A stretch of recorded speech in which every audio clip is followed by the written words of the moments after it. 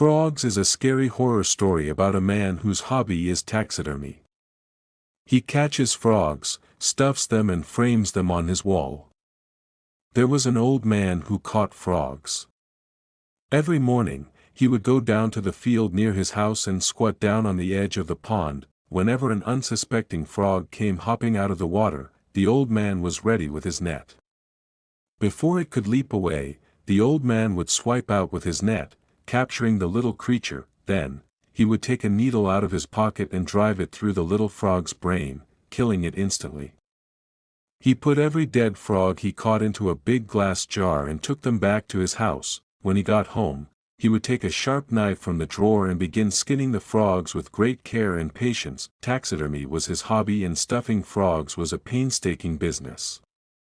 He would stuff their bodies with cotton wool, sew them up and then dress them in tiny coats and hats. When he was finished, he would frame the frogs and hang them on his wall. Whenever he held a party, the old man would show off his collection of stuffed frogs. Most of his guests laughed at the dead frogs frozen in funny poses, wearing their little costumes, wigs and hats. Now and then, someone would say it was horrible to treat animals in such a way.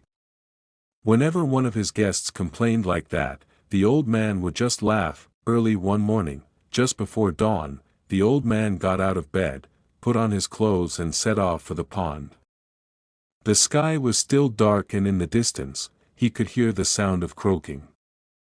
It sounded like hundreds of frogs, all croaking together. When he reached the pond, the sound of croaking suddenly ceased and everything was deathly still. He crouched down beside the pond. He held up the net, ready to strike if he saw anything move. He shivered, and waited. The surface of the water was dark and murky. Suddenly it began bubbling softly.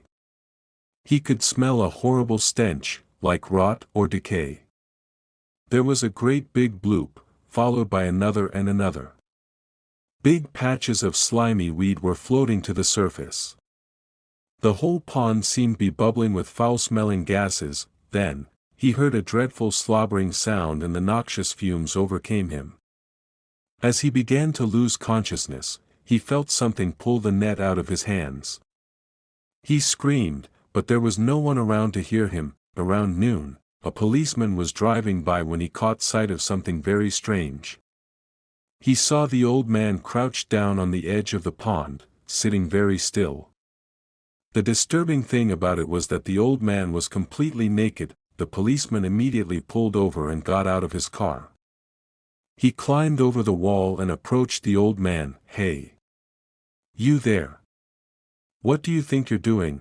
the policeman shouted. The old man didn't move. "You can't run around *E in a public place," said the policeman gruffly. He reached out and grabbed the old man by the arm. As soon as he touched him, the old man fell over and the tiny green stitches on his belly burst open.